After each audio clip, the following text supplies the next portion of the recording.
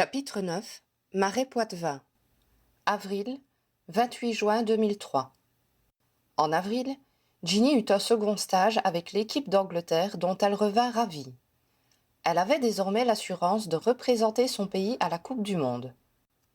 Olivier Dubois aussi était confirmé, de même que Gwennock Jones pour le pays de Galles. Sur les conseils de son entraîneuse, Ginny prit une semaine de repos. Si on pouvait appeler ainsi se limiter à seulement 3 heures de préparation physique par jour. Plusieurs fois, au cours des mois écoulés, Harry s'était dit qu'il détesterait le Quidditch tant ce sport empiétait sur sa vie de couple s'il n'éprouvait pas lui-même autant de plaisir à y jouer. Il faisait toujours partie de l'équipe des Aurores, laquelle avait été remaniée cette année-là. Pour commencer, Angelina avait surpris tout le monde en refusant de reprendre son poste de poursuiveuse. Elle ne s'en était pas expliquée, indiquant simplement qu'elle n'en avait plus envie. Seul Harry savait que c'était parce qu'elle désirait débuter une grossesse et qu'elle estimait ce sport dangereux pour son projet familial. Il n'avait pas été difficile de lui trouver une remplaçante. Au mois de septembre précédent, Demelza Robbins avait franchi d'un pas décidé la porte du quartier général des Aurores. Ainsi que Harry l'avait espéré quand il était allé faire sa séance de recrutement à Poudlard, elle avait posé sa candidature et avait été admise dans le prestigieux corps des adversaires de la magie noire. Elle était enthousiaste, appliquée, et celui qui supervisait sa formation avait l'air satisfait d'elle. Elle était rentrée dans leur équipe de Quidditch avec plaisir, ravie de rejouer avec Harry. Il avait lui aussi pris de court ses coéquipiers en déclinant le poste d'attrapeur au profit d'Owen. L'idée lui en était venue l'été précédent au terrier. Le Quidditch était une occupation dominicale très appréciée par une bonne partie de la famille. Les frères Weasley aimaient s'y adonner, ainsi que Arthur quand on insistait un peu. En dehors de ces périodes de grossesse, Fleur se défendait plutôt bien comme batteuse. Ginny, qui était devenue trop forte pour leur niveau amateur, avait choisi le poste de gardien, car c'était celui où elle était le moins à l'aise. George jouait poursuiveur, ayant refusé de retoucher à une batte depuis que son frère n'était plus là pour lui servir de partenaire. En fonction du nombre de participants, ils étaient obligés de réduire les équipes et d'assurer les rôles dont ils n'avaient pas l'habitude, ce qui abaissait le niveau technique, mais garantissait de fréquents fous rires. À l'origine, Harry s'était naturellement proposé comme attrapeur, mais Ginny lui avait suggéré de s'entraîner comme poursuiveur pour varier un peu. Il avait eu beaucoup de mal au début. Sa précision en tir laissait à désirer. Puis, il avait apprécié de jouer durant tout le match, et non seulement quand le vif daignait apparaître. Avec le temps, il avait peu à peu réussi à occuper correctement ce nouveau poste. Il lui avait donc paru naturel de continuer sur sa lancée dans l'équipe des Aurores. Il savait en outre qu'Owen était ravi de retrouver la place qu'il avait à Poudlard chez les Serpentards. Leur début de saison n'avait pas été mauvais, même s'il était peu probable qu'ils obtiennent la coupe du ministère. Harry appréciait d'être un poursuiveur seulement correct après avoir été un attrapeur hors pair. Cela lui donnait un défi à relever.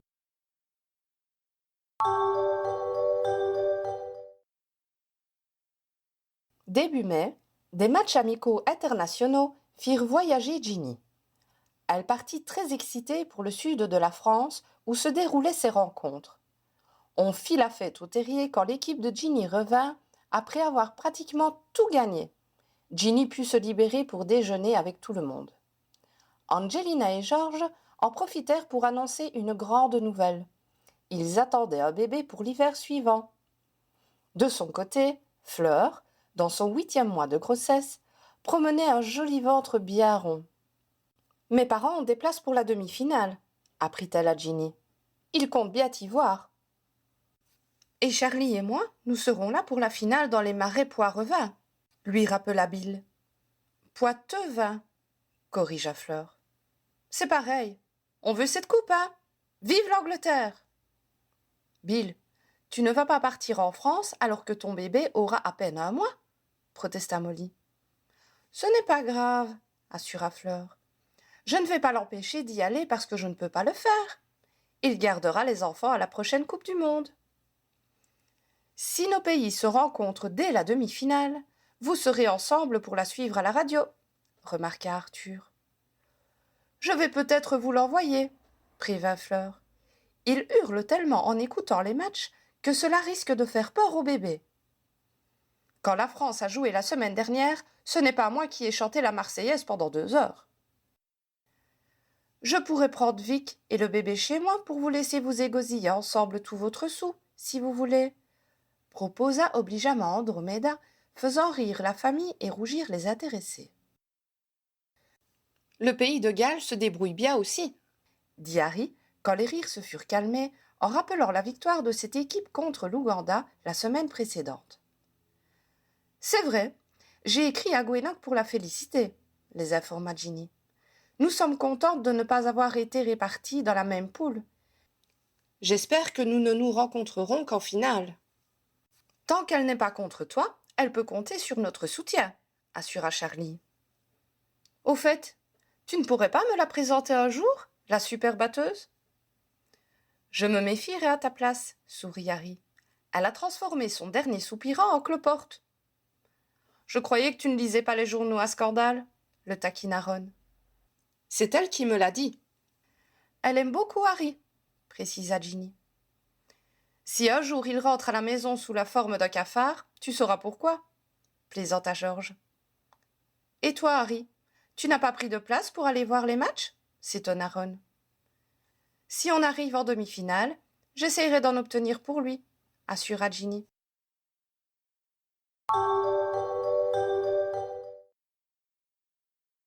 Ginny repartit pour la France, et toute la famille suivit avec passion le déroulement des matchs de qualification.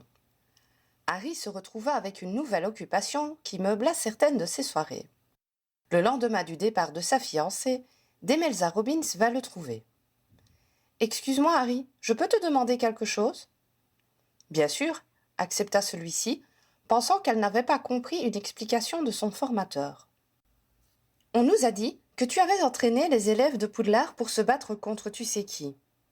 Alors, comme notre examen de passage en seconde année est dans 3 mois, mes camarades et moi, on aimerait bien que tu nous aides un peu pour l'épreuve de duel. » Harry balaya des yeux la pièce et vit que les plus récents aspirants aurores les observaient, bien qu'étant sagement restés à leur bureau.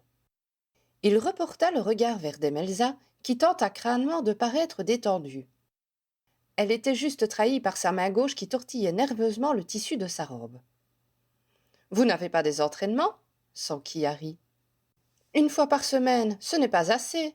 Et puis ce n'est jamais la même personne et il n'y a pas de suivi. » Harry se souvint de sa propre expérience. C'étaient les aurores qui n'étaient pas occupées ailleurs qui assuraient les cours hebdomadaires. C'était donc davantage l'emploi du temps de la brigade qui décidait du roulement des formateurs qu'un véritable programme pédagogique. « Vous voudriez combien de cours supplémentaires ?» demanda-t-il prudemment. « Au moins 2 à 3 fois par semaine, » osa Demelza.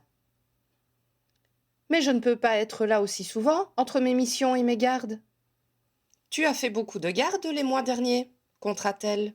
« Je croyais que c'était chacun son tour. » Elle avait manifestement pensé à toutes les objections qu'il pouvait lui opposer. « Si c'est après 19 heures, cela ne devrait pas interférer avec notre travail, » intervint Pritchard de son bureau. « Tu ne veux pas les donner, ces cours, toi ?» demanda Harry, un peu agacé par son ingérence. « Ma femme m'attend à la maison, » répliqua Pritchard d'une voix neutre. Harry vit les lèvres de la jeune aspirante se serrer comme pour réprimer un sourire, et il rendit les armes. « D'accord, j'ai compris. Cela m'occupera pendant que ma fiancée défend l'honneur de notre pays de l'autre côté de la Manche. C'est bon, Demelza. Je vous entraîne 2 fois par semaine, en plus de votre cours normal. Mardi et jeudi, ça te va ? » « C'est parfait, Harry. Merci, merci. » Elle fila comme si elle ne voulait pas lui donner l'occasion de changer d'avis, et fut bientôt entourée des 2 aspirants de sa promotion. Harry les vit conférer, féliciter leur ambassadrice et se tourner vers lui, le sourire aux lèvres. « C'est quoi ton intérêt dans l'histoire ?» s'enquit Harry. « Ça t'entraînera toi aussi. On ne sait jamais, si un autre mage noir décidait d'asservir l'Angleterre, ça peut servir. Il se replongea dans ses papiers, refusant manifestement d'en dire davantage. Harry se repencha à son tour sur son travail, tout en se demandant par quoi il ferait commencer ses élèves. Le premier cours s'avéra plus plaisant qu'il ne l'avait imaginé. Il n'avait que 3 aspirants à former, et s'ils manquaient de pratique, ils étaient pleins d'enthousiasme. Ils avaient en outre 4 ans de moins que lui, et il trouva plus facile de leur donner des directives qu'à ses camarades de promotion. Et puis, cela occupait ses soirées.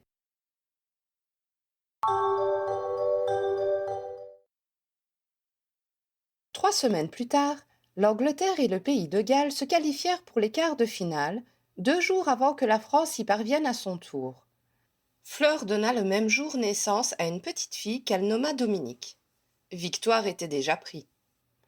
Ce fut un jour de fête au terrier. 4 jours après, Harry fut convié à rejoindre son commandant dans son bureau. À la porte, il rencontra Janice. « Une nouvelle mission pour nous deux ?» demanda-t-il. « Si c'est ce que je crois, tu devrais aimer, » sourit-elle. Il n'eut pas le temps de la prier de s'expliquer, car elle entra dans la pièce et Fawcett les invita à s'asseoir. « Comme vous le savez sans doute déjà, » commença le commandant, « le ministre de la Magie va se déplacer en France pour voir les matchs que l'Angleterre et le pays de Galles vont jouer le week-end prochain. Il m'a demandé de lui proposer 2 gardes du corps. »« Oh !» fit Harry comprenant enfin. « J'ai pensé que ça te plairait, » le taquina Fawcett. « Je ne suis sûrement pas le seul à être intéressé, » opposa Harry. « J'ai choisi mes 2 meilleurs duellistes, » expliqua le commandant. « Vous partez après-demain. Vous êtes attendu au cabinet du ministre pour recevoir votre feuille de route et les recommandations d'usage. » Les 2 aurores obtempérèrent et sortirent du quartier général pour se rendre dans les bureaux de Shacklebolt. « Alors, content de revoir ta fiancée plus tôt que prévu ?» s'enquit Janice. « Je ne sais pas si on aura l'occasion de se croiser, » remarqua Harry. « Tu crois qu'on assistera au match ? » « Aucune idée. C'est la première fois qu'on me désigne pour ce genre de mission. »« Tu n'as jamais été garde du corps ?» s'étonna Harry. Scrimgeour estimait qu'il pouvait se défendre tout seul et qu'on avait assez de boulot sans perdre du temps à le suivre à la trace. Quant à Fudge, il préférait ceux qui présentaient bien. Harry jeta un regard à sa compagne. Femme et bandeau sur l'œil. Sans doute pas assez prestigieux pour l'ancien ministre. Il ne m'aurait pas choisi non plus, supposa-t-il. S'exposer à côté de quelqu'un qui aurait pu lui faire de l'ombre ? Peu probable, effectivement, abonda Janice. Remarque, songea Harry, s'il était toujours à son poste, moi, je ne serais pas Aurore. Ombrage m'avait prévenu que je ne passerais pas les tests de personnalité, car j'étais trop déséquilibrée à son goût. Cette femme me faisait le même effet que les détraqueurs, commenta Janice. J'avais le patronus qui me démangeait à chaque fois que je la voyais. Harry se dit que le résultat de leur confrontation aurait pu être intéressant. Tout en conversant, ils avaient pris les ascenseurs et étaient parvenus à destination. Ils furent reçus par la secrétaire du ministre. « Bonjour, je m'appelle Mandy Brocklehurst, » se présenta-t-elle. « Janice Davenport ?»« C'est bien moi, » confirma la collègue de Harry. La jeune femme regarda Harry avec hésitation, ne sachant pas comment l'aborder. Elle habitait juste à côté de chez Ron et Hermione, et ils s'y croisaient de temps en temps. Il décida qu'il n'avait aucune raison de cacher qu'ils se connaissaient. « Bonjour, Mandy, » dit-il en lui serrant la main. « Bonjour, Harry. Installez-vous, s'il vous plaît. Nous avons des formalités à effectuer. » Mandy était une secrétaire bien moins compassée que ne l'avait été Percy. C'est en souriant et plaisantant qu'elle leur donna une série de parchemins à signer. « Les Français vont vous délivrer des badges pour vous permettre de circuler dans le village sportif, » expliqua-t-elle. « Vous aurez aussi accès aux lieux réservés aux personnalités invitées. Voilà un petit manuel qui décrit l'étiquette pour chacune des situations auxquelles vous serez confrontés. L'un de vous parle-t-il français ? » « Je comprends quelques mots usuels, » indiqua Janice, tandis que Harry secouait négativement la tête. « Il y aura une interprète officielle qui voyagera avec le groupe. Elle s'appelle Hélène Turpin. » Elle est de la famille de Lisa ? Demanda Harry, se souvenant que celle-ci avait été dans la classe de Mandy. C'est sa mère, confirma-t-elle. Qui d'autre viendra avec nous ? S'enquit Janice.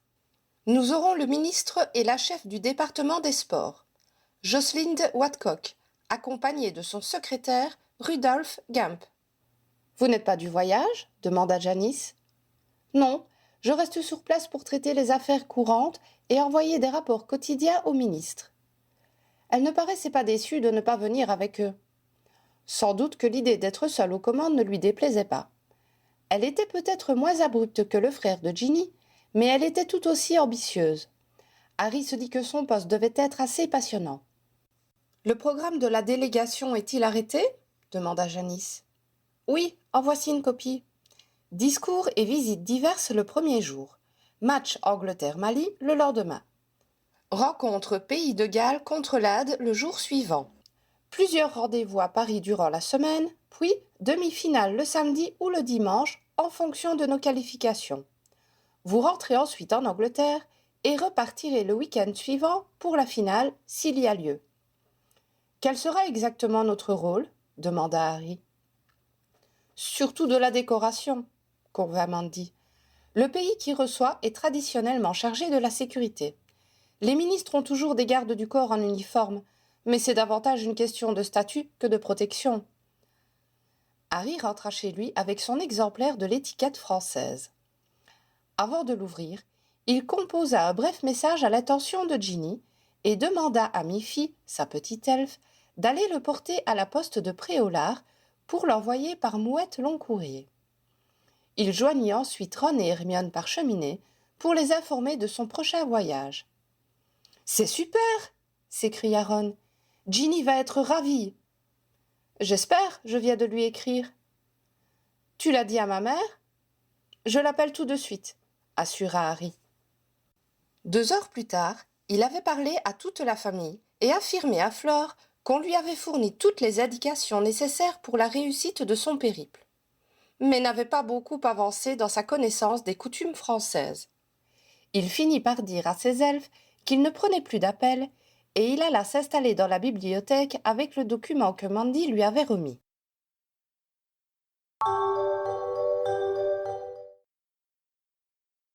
Toute la délégation se retrouva dans le bureau de Shacklebolt un quart d'heure avant le départ du Port-au-Loin.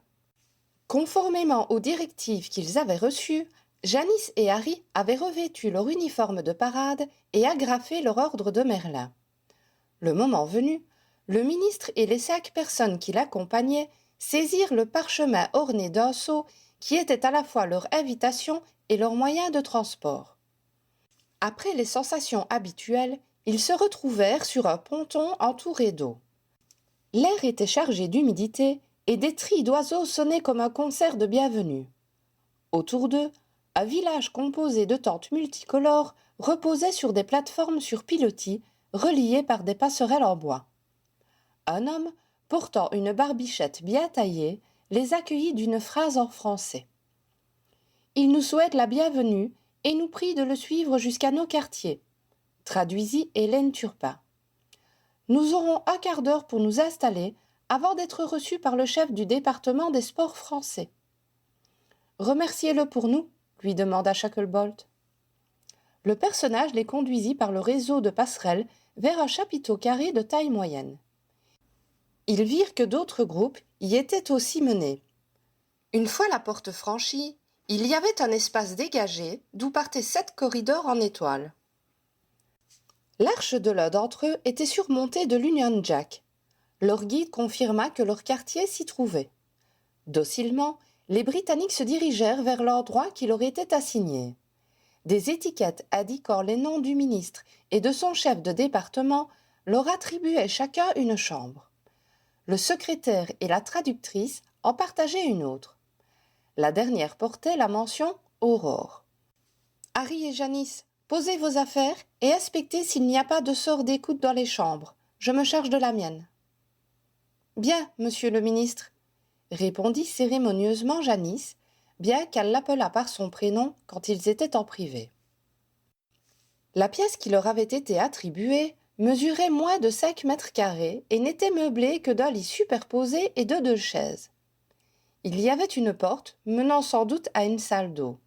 « Ce n'est pas le grand luxe, » commenta Janice. « J'espère que cela ne te dérange pas de dormir dans ce placard avec moi. »« J'ai l'habitude des placards, » la rassura sobrement Harry. Ignorant le regard interrogateur de sa colocataire, Harry observa leur quartier. Il nota que les lits semblaient neufs, les matelas confortables, et que des rideaux autour de chacune des couches leur permettraient de se ménager un peu d'intimité. « Ce n'est pas si mal, » jugea-t-il. « Je m'installe en haut, » décréta sa collègue. Elle lança son baluchon sur sa couchette et ordonna. « Tu vérifies notre chambre et celle de Gump et Turpin. Je me charge de l'autre. » Harry obtempéra. Vu la taille de la pièce et celle de la salle de bain, ce fut vite exécuté. Il alla ensuite frapper à la porte du secrétaire et de l'interprète. La chambre était nettement plus spacieuse que la sienne. Il y avait 2 lits à une place dans des niches dissimulées derrière des rideaux. Il supposa que les 2 autres étaient encore plus grandes. Janice était dans le couloir quand il ressortit. « Ça a l'air correct, » commenta-t-elle. « Il nous reste 5 minutes. On fait un petit tour ?» Ils retournèrent vers l'entrée de la tente. 2 gardes du corps coiffés de turbans gardaient désormais le corridor surmonté du drapeau indien. Ils leur adressèrent un signe de tête puis sortirent. Ils examinèrent les autres chapiteaux, de formes et couleurs diverses, qui se dressaient aux alentours, séparés d'eux par des nénuphars en fleurs. Ils eurent juste le temps de faire le tour du pavillon qui abritait leur chambre. Il y avait à peine la place de passer entre la toile et le bord de leur ponton, avant que l'on ne revienne les chercher. L'envoyé français était une femme qui portait une robe plus décolletée que ce que les sorcières anglaises se permettaient quand elles n'étaient pas en robe de soirée. Avec un charmant sourire, elle convia tout le monde à la suivre en plusieurs langues. Ils furent pilotés vers une tente circulaire rouge vif, plus grande que la leur. Le chef du département des sports français et son épouse les attendaient, et ils accueillirent leurs invités d'un mot aimable, relayé par les traducteurs. On leur remit des laissez-passer, puis leur délégation fut introduite dans un salon où se trouvait un buffet somptueux. Janice et Harry, se pliant à l'emploi du temps qui leur avait été transmis à Londres, abandonnèrent leurs compatriotes pour se rendre à une conférence prévue pour les gardes du corps. Des écriteaux, qui clignotaient alternativement en plusieurs langues, indiquaient les directions et leur permirent de parvenir sans encombre dans une tente blanche à l'aspect modeste. « À première vue, c'est bien mieux organisé que la coupe qui s'est déroulée chez nous, » observa Janice. Des horreurs de plusieurs nationalités s'y trouvaient déjà, dans des uniformes plus ou moins rutilants. Harry jugea que le sien faisait partie des plus fonctionnels, à défaut d'être particulièrement élégant. Les chuchotements et doigts pointés en sa direction firent savoir à Harry qu'il était connu de tous. Il s'y était attendu, mais cela ne rendait pas la situation plus agréable pour autant. Ils n'eurent aucune difficulté à comprendre ce que débita le commandant des chasseurs. La traduction de son discours défilait en plusieurs langues sur le mur derrière lui.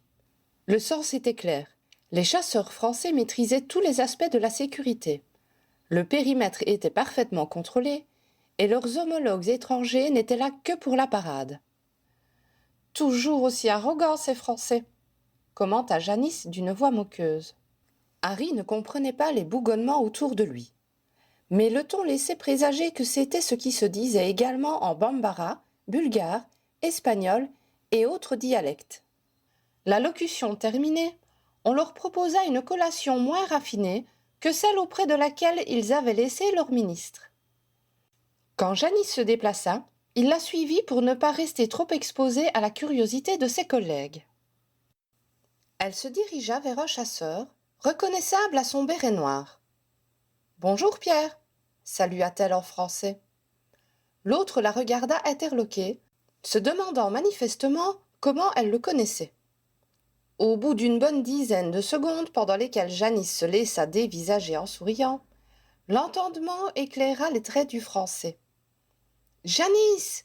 s'exclama-t-il en la serrant contre lui et il lui planta 2 baisers sonores sur les joues. Il se mit à parler à toute allure dans sa langue, visiblement ravi de la retrouver. Elle leva les 2 mains en riant, ne comprenant rien à ce qu'il disait. Son ami se calma et exprima, moitié en français, moitié en anglais, sa joie et sa surprise de la revoir après tant d'années. Elle lui répondit dans le même sabir, et Harry se sentit rapidement de trop. Il repartit vers le buffet et passa l'heure suivante à sourire et saluer tous ceux qui venaient se présenter à lui. Plusieurs, dans un anglais plus ou moins bon, le félicitèrent pour son célèbre affrontement contre Voldemort. Le chef des chasseurs en personne vint l'entreprendre dans un anglais parfait.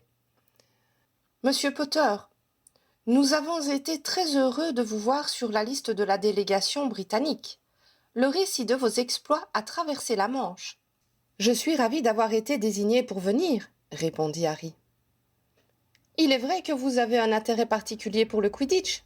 Votre fiancé joue demain, n'est-ce pas ? » ?»« Effectivement. »« J'espère que nous nous rencontrerons en demi-finale. Les matchs France-Angleterre sont toujours passionnants. Vous avez un jeu très créatif, et Thierry Prévolant est un gardien remarquable, » répondit diplomatiquement Harry, répétant les propos que Fleur avait tenus au terrier le dimanche précédent. « Je vois que vous êtes un connaisseur. J'espère que vous êtes bien logé. Je sais que les chambres réservées aux chasseurs étrangers ne sont pas très spacieuses. J'en suis désolée. Mais nous ne pouvions étendre à l'infini la zone protégée de la curiosité des Moldus. »« Nous sommes très bien installés, » affirma Harry. « J'ai trouvé vos panneaux indicateurs très pratiques. Nous sommes assurés de ne pas nous perdre.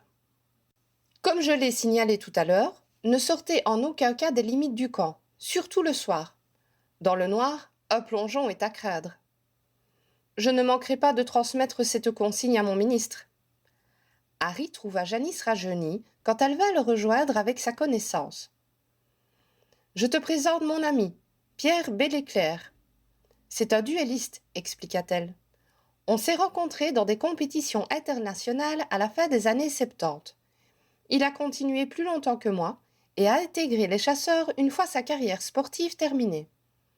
Ça faisait près de 25 ans qu'on s'était perdu de vue. » En serrant la main de l'ancien duelliste, Harry calcula que la dernière fois qu'ils s'étaient croisés, sa collègue était encore fiancée à Christopher McKinnon et non défiguré.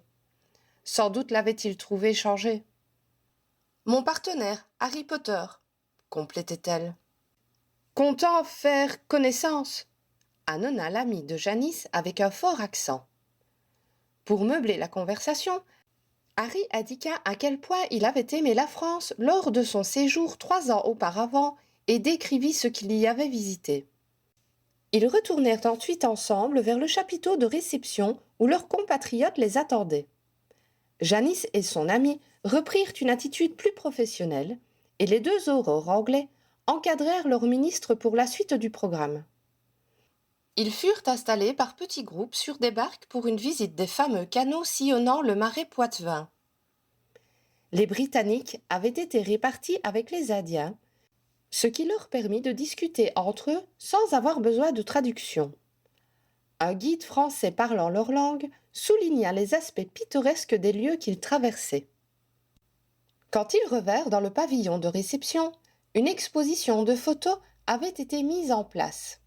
Elle retraçait tous les matchs qui s'étaient déroulés depuis le début de la compétition, mettant les joueurs à l'honneur. « Ce qui est bien, » chuchota Janice à l'oreille de Harry, « c'est que pour le moment, on est tous des vainqueurs et cela ne nous évoque que de bons souvenirs. » Le cognard qui fonçait vers Ginny, envoyé avec brutalité par un batteur polonais, n'évoqua rien de plaisant à Harry. Le magnifique but qu'elle marquait quelques images plus loin, par contre, ferait assurément sa fierté. Harry se demanda s'il n'y avait pas la possibilité d'en faire une copie. Il y eut ensuite le dîner que Harry jugea un peu lourd, mais délicieux. Puis, ce fut l'heure d'aller se coucher. Le chemin était éclairé par des boules lumineuses flottantes qui jalonnaient le parcours, menant le plus directement au chapiteau carré où se trouvait leur chambre. Le reste du camp était plongé dans l'obscurité. Harry et Janice échangèrent un regard. Tout était prévu pour canaliser les invités. Tout le monde chez moi pour le débriefing, a dit Kingsley quand ils s'engouffrèrent dans le couloir qui leur était dévolu. La pièce attribuée à Kingsley était agréable et comportait même une fenêtre magique, montrant un ciel étoilé éclairé par une lune décroissante. Elle était meublée d'un lit à 2 places, d'un bureau et de suffisamment de chaises pour qu'ils puissent tous s'installer confortablement. « Alors ?» demanda Shacklebolt à ses aurores. « Les chasseurs n'ont manifestement pas envie de nous voir jouer les gros bras, » résuma Janice. Cela dit, la configuration des lieux facilite la supervision des entrées. Tout le périmètre est couvert d'anti-moldus et anti-transplanage. La fabrication des porte-lois amenant ici a été soigneusement contrôlée et des guetteurs sont postés pour surveiller qu'aucun bateau n'accoste sans autorisation. Je ne pense pas que quiconque soit moins en sécurité dans cet endroit qu'au ministère ou sur le chemin de traverse. Compte tenu du fait que j'ai laissé mes ennemis en Angleterre, il y a des chances que je sois même davantage en sécurité, plaisanta Kingsley. Les rencontres sportives se dérouleront sur une île à 3 kilomètres au nord-est d'ici, précisa Harry. Des embarcations seront mises à notre disposition pour nous y rendre. Jocelyne demanda Shacklebolt à sa chef de département. J'ai pris des contacts avec mes homologues. Il est encore trop tôt pour parler de notre idée d'accueillir le prochain tournoi de Bave-Boule, à mon avis. Tu as raison. Commence par te faire des relations et montre que tu connais bien leurs champions. Attendons quelques jours avant de faire des propositions. Hélène, des discussions intéressantes avec les autres interprètes? J'ai surtout utilisé cette soirée pour faire connaissance. Nos conversations ont été très convenues. C'est toujours comme ça le premier jour, commenta Kingsley. Et de ton côté, s'enquit Janice? On m'observe. On se demande si j'ai autant l'intention de bouleverser la société sorcière anglaise que les journaux le prétendent. Aux questions qu'ils m'ont posées, je me rends compte qu'ils suivent ça d'encore plus près que je ne le croyais. Évitez d'évoquer en public notre nouvelle politique envers les créatures magiques. C'est un sujet sensible. Un Français dont je n'ai pas saisi la fonction exacte m'a demandé s'il était vrai que nous avions libéré tous les elfes de maison. Tous opinèrent pour marquer qu'ils prenaient note. « Et toi, Harry ?» questionna le ministre. « On m'a beaucoup parlé de toi. »« Ce n'est pas pire que de me promener sur le chemin de traverse, » relativisa le jeune homme. « Même s'il est un peu déconcertant de constater qu'on me connaît aussi en Asie et en Afrique. »« Mesure tes propos, » lui conseilla Shacklebolt. « Il y a beaucoup de journalistes ici. Donne le moins possible ton avis sur les questions politiques si tu ne veux pas faire les premières pages. » « D'accord. » « Bien, si personne n'a rien à ajouter, je pense qu'il est temps de dormir. Nous sommes attendus demain pour le petit déjeuner à 8 heures.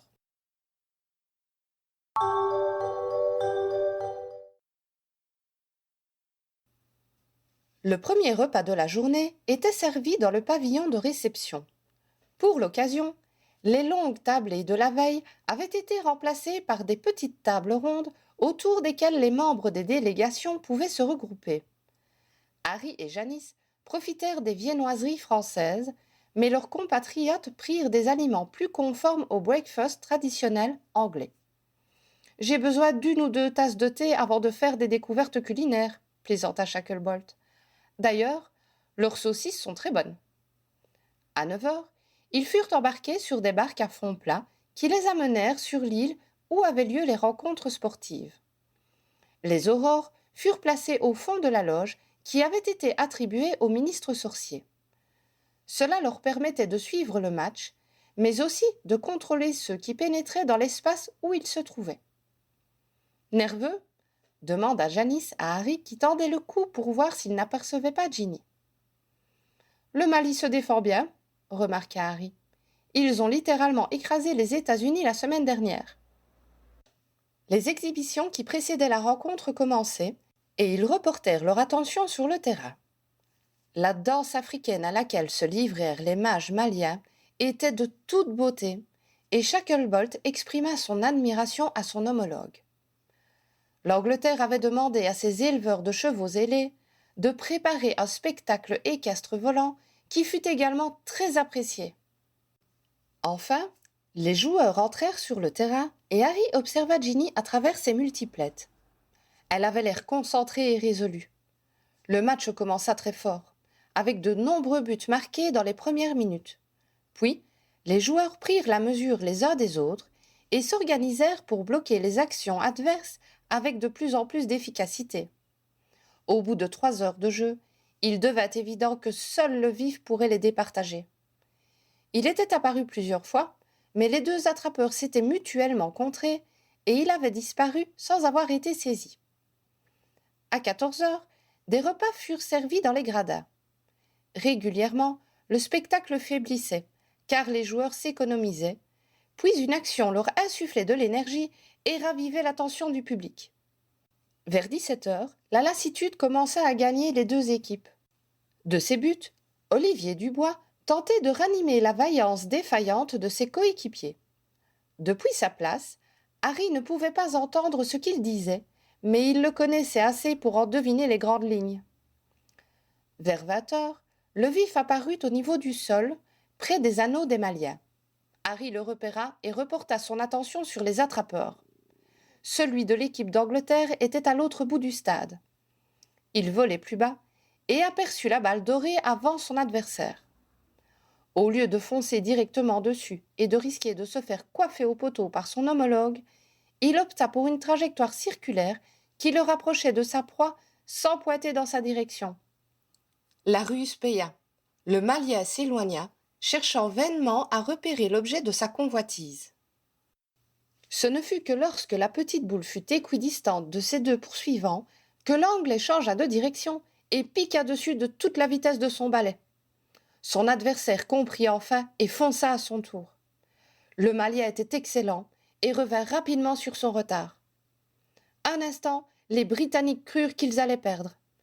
Mais le batteur anglais parvint à envoyer un cognard dans la direction de leur point de rencontre. La chance était de son côté, et ce fut le Malien qui fut heurté. L'attrapeur anglais en profita et cueillit le vif. Les partisans de l'Angleterre se mirent à hurler pendant que l'équipe victorieuse laissait exploser leur joie. Dans la tribune officielle, Kingsley, très sobre, complimentait son homologue pour le niveau atteint par le match. Le ministre français, quant à lui, réussit à féliciter les gagnants et les perdants en une seule phrase et sans vexer personne. Harry, quant à lui, fixait le visage extatique de Ginny.